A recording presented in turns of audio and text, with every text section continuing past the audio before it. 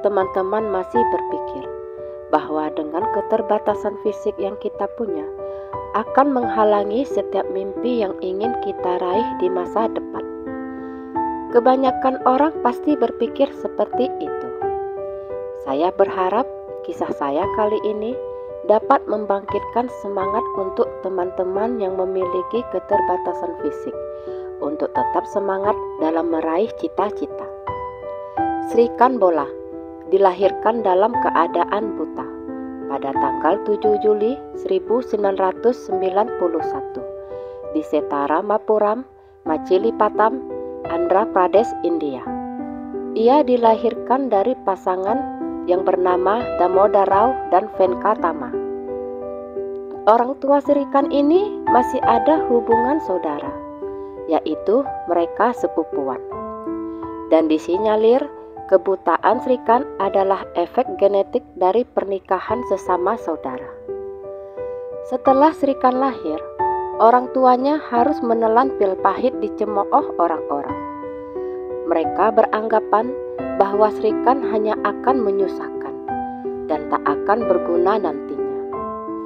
Beruntung Sri Khan memiliki orang tua seperti Pak Damodar dan Ibu Venkatama, karena mereka memilih menulikan telinga mereka dan mengacuhkan segala pandangan buruk orang-orang sekitarnya. Mereka justru sangat menyayangi Sri Khan dan memutuskan akan membesarkannya sebaik mungkin. Kendala berikutnya datang ketika mereka akan menyekolahkan Sri Khan, di mana anak mereka sering mendapatkan tindakan diskriminasi yang mengharuskan sang ayah memindahkannya ke sekolah khusus tunanetra. Di saat-saat itulah Sri Khan sering merasa kesepian. Bisa dibilang, Sri Khan tidak memiliki teman. Karena sering merasa sendiri, hal itu malah memicunya untuk unggul dalam setiap kesempatan.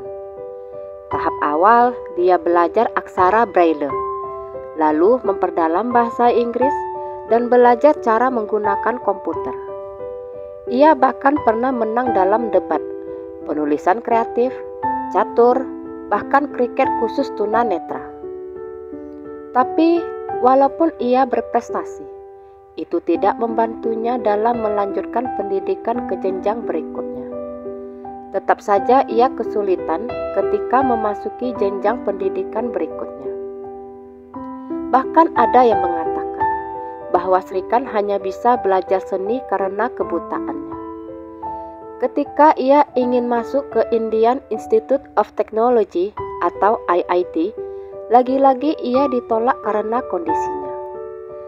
Tapi hal itu tidak menghancurkan semangatnya. Ia membatin dalam hati, jika IIT tidak membutuhkannya, maka dia pun tidak akan membutuhkan IIT. Sri Khan pun memutuskan mendaftar ke kampus internasional yang jauh lebih bergengsi. Kejutan pun terjadi. Tidak hanya satu, tapi Sri Khan berhasil diterima di 4 kampus ternama di dunia, yaitu Massachusetts Institute of Technology, Stanford University, Berkeley University, dan Carnegie Mellon. Pilihannya pun jatuh pada MIT di Amerika Serikat. Di lingkungan kampus membuat perbedaan besar bagi Sri Khan untuk membentuk pandangan hidupnya. Ia bertekad mencoba sesuatu yang berbeda dengan usahanya sendiri suatu hari nanti. Sri Khan pun berhasil menamatkan kuliahnya. Setelah meraih gelar sarjana bisnis manajemen dari MIT, apakah jalan hidup Sri Khan menjadi mulus? Ternyata tidak juga. Ia justru mendapat penolakan dari perusahaan multinasional ketika ia melamar pekerjaan. Sri Khan pun memutuskan menjadi wirausahawan, hingga ia pun mampu menyediakan lapangan pekerjaan buat orang-orang. Di tahun 2014, Sri Khan mendirikan Bolan Industries, di mana perusahaan ini membuat produk-produk sekali pakai dan ramah lingkungan. Contoh produknya seperti pelat daun pinang, piring sekali pakai, gelas kertas, dan produk-produk dari daun sirih. Tapi ada misi Srikan yang jauh lebih besar, yaitu ingin menyediakan lapangan kerja buat penyandang disabilitas, yang sebagian besar dari mereka tidak berpendidikan dan tidak memiliki keterampilan. Srikan juga mendirikan sebuah pusat yang bernama Samanfai untuk anak-anak dari berbagai disabilitas, untuk membantu mereka mengatasi berbagai tantangan dalam hidup. Karena kegigihannya, Srikan berhasil meraih berbagai penghargaan, seperti Emerging Leadership Award, Emerging Entrepreneur of the Year di tahun 2016.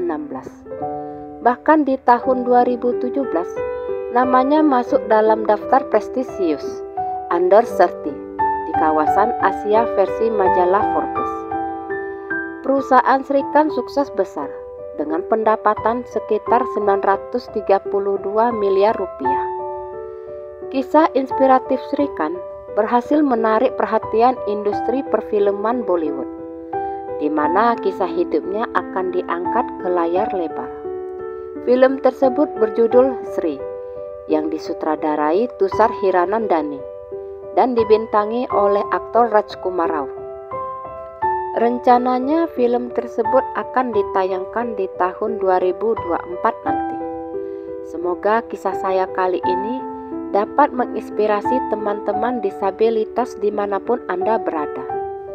Dan buat kita-kita yang masih memiliki fisik lengkap, banyak-banyaklah bersyukur dan tingkatkan rasa malu untuk malas bekerja, apalagi sampai harus meminta-minta. Sekian kisah saya kali ini, sampai jumpa di kisah selanjutnya. Terima kasih sudah mendengarkan kisah saya. Jangan lupa subscribe, like, komen, dan share ke media sosial yang Anda punya.